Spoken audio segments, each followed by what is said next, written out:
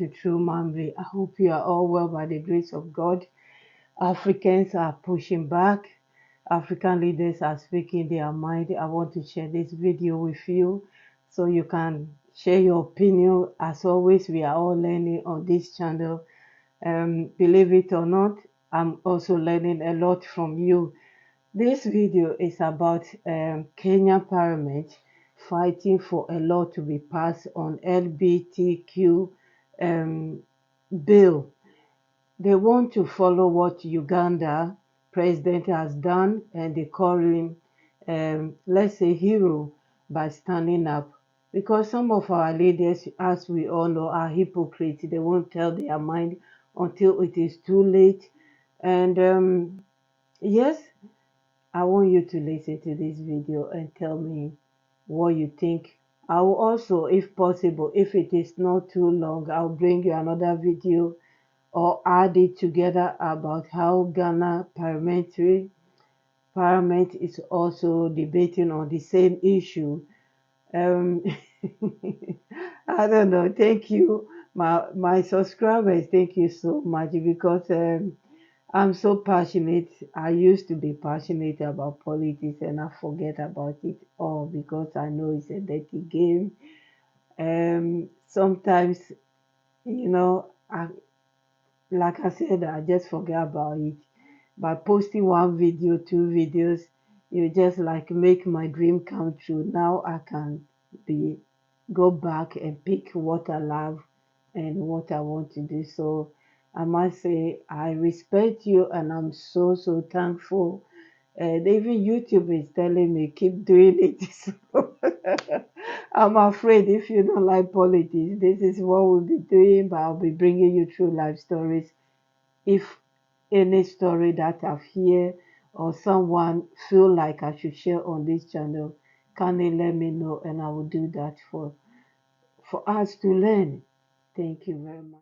What happens tomorrow, Honorable Speaker, if all the pickpockets in our streets decide now that they have rights as pickpockets, and they want to form the Association of Nairobi Street Pocket Thieves, or even robbers, bank robbers? Tomorrow, robbers may decide that we have certain rights under the Constitution, the right to association. But, Honorable Speaker, the Constitution also says that your rights are limited. The West has never been a moral authority. These are the people who came and enslaved us. And they came and colonized us. And they came and treated us like animals. And now they want to tell us to behave like animals. The next thing that's going to come up... Honorable Farah Malim, which animals engage in homosexuality? No, you're right. I'm sorry. I withdraw that bit. I withdraw that bit in the interest and the respect for the animal kingdom. The animal kingdom never engages in that. God has created a man and a woman. It's there in all the Abrahamic scriptures. It's in Islam. It's in Christianity. It's in Judaism. If we allow them to take over our lives, we have allowed them for far too long for them to exploit us and to dehumanize us as human beings. On this, we will say no. If they're going to come up with the travel, restrictions, keep your country, keep your cultures, keep your nonsense to yourselves. And I'm talking to the West in this case here. It's also important to condemn those who come with these ideas. And this is why today we celebrate the president of Uganda, Yoweri Museveni. We celebrate the late Robert Mugabe of Uganda. And sometimes it actually appears Idi Amin himself was a saint, because these are the things he was condemning those days, in spite of being incited by these same Europeans and Americans to kill a few Ugandans. Therefore, we as Africans must stand up. We must stand to be counted. We must tell these Europeans and Americans that for the little money they are enticing us with, I'm told they're even offering relief food to Kenyans so that you can legalize things like this one. They have been approaching our organizations, including the Kenya National Human Rights Commission, offering tokens so that they can promote rights of such characters. Thank heavens, these commissions and these organizations have said no to their little tokens. Let them keep their bad habits in Europe, in America. Let us as Africans keep what we consider to be morally upright and suitable for our society. Speaker, I am a watcher and I'm a fan of National Geographic, which has documentaries. You see male animals being attracted to females, fighting to death.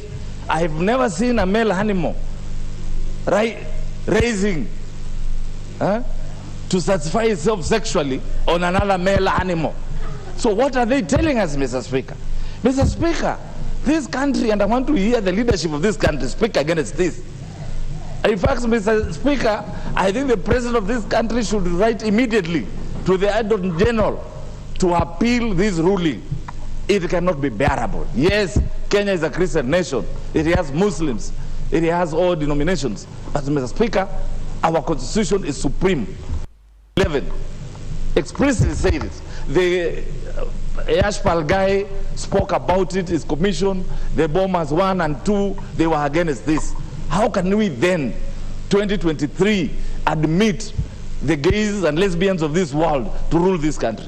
Mr. Speaker, on this seat where I sit from, I am telling people who I represent from Mavoko, if you see gays and lesbians, tell them to be wary of me, because I'm going to tell you what we are going to do with them. So are Kenyans. We cannot allow that, Mr. Speaker. We must condemn this ruling by all means, even if it means us calling those judges to apologize to Kenyans and say they judged and they ruled when they were not sober, Mr. Speaker. Then is when we are going to agree with their ruling. However, Mr. Speaker, this House has a role to legislate and make laws that befit this country. Let's not forget our mandate. Let us stand by the virtues. America and its relationship, particularly with Ghana. You can praise America for its contributions to Ghana, but I take it from this point, that somebody come and kills your father, marries your wife, and offers you goodies, and you say that he's a good parent. So you're saying what you're talking about is cultural diplomacy? Yes. It's non-existent in our leadership. It's non-existent. You can just see. So somebody comes and kill your father, right, Adam, marries your mother, and start showering you with cookies and what have you, then you get up and say that this man is a good man because your father used not to give you. You grow up to realize that indeed that person is a murderer. The United States of Ghana murdered Ghana and murdered Africa by their actions with the CIA in overthrowing the Osagifo Dr. Kwame Nkrumah and a big African agenda that was to liberate not only the people of this part of the world, but of course the entire African continent. We are still pained by that. We cannot forget the relationship, how Americans assisted in killing Patrice Lumumba, one of the verified African leaders. We cannot forget how America's participation led to the overthrow and killing of Sekou Touré of Guinea. We cannot forget the Americans' participation in the overthrow of Modibo Keita. And we cannot forget the American actions that led to what we describe as the African Che Guevara, Thomas Sankara. And of course, of recent, we cannot forget the role Obama and Hillary Clinton played in the overthrow and murder of President Gaddafi, whose crime was that he wanted to bring about economic salvation to the African people. He was working towards an African bank that we have been struggling for several years, that the internet, if you call it the satellite system that we used to pay in excess of 500 million every year to the United Kingdom and to Paris. All of a sudden, Gaddafi assisted Africa to have our own satellite system that enables communication among Africans without it routing through Paris or through London. All these things were seen as providing economic salvation for Africa, and therefore Gaddafi had to be killed. So when we are dealing with America, no matter what good things we are talking about, we must also be looking at these things that, look, we cannot forget our past, that you have contributed to deepen Africa in the current economic quagmire that we find ourselves. And it's important to note that. And so when they come here, we must see. Second or third is this issue of imposing on us their queer culture.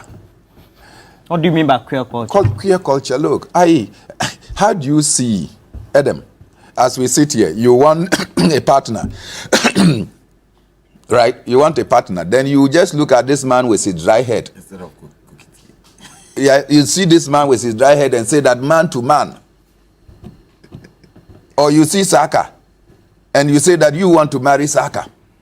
It's not acceptable in any part of our African culture. According to their culture, sexuality is a choice. Fantastic. So keep it in your culture. Keep it in your land. Why are you imposing it on other people that is not part of their culture? If you are a Ghanaian, you are a Nigerian, and you want to enjoy your homosexuality life, jump into the countries that will tolerate you. Within our culture, it's not permissible. I have not seen any African or black man in any of the Western countries jump in to say that you have to legitimize the issue of polygamous marriage. Because in their part, it's not acceptable. And you don't see blacks jumping and saying that because it's acceptable within our culture and our traditions, we want it to be a universal problem or a universal solution so that men across the globe can decide that they can marry. Have you seen that being promoted anywhere? So why are they imposing on us what we consider as an abnormality?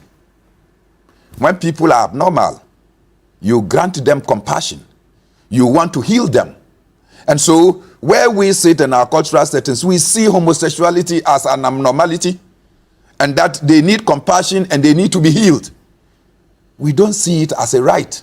So for Kamala Harris to come and sit in Ghana and be telling us that homosexuality is a right, and President Akufo-Addo saying that we will consider those rights, President Akufo-Addo is running away.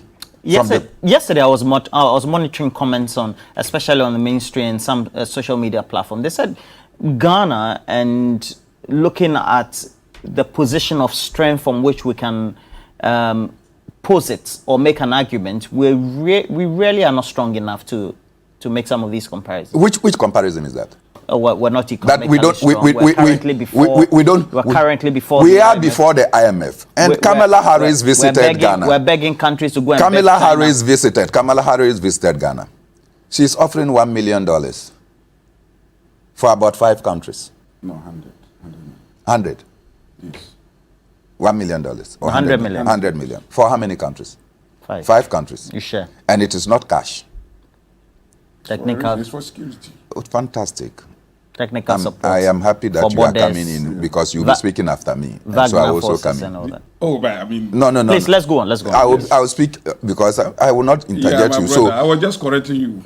Oh, you are providing information. When you said 1 million, I gave you 100 million. It wasn't no question. You are correcting me. Or you provided information. Please, Okay, can we go on? Can we go on, please? Right. So, Russia in South Africa has cancelled the debts of African countries in excess of $20 billion.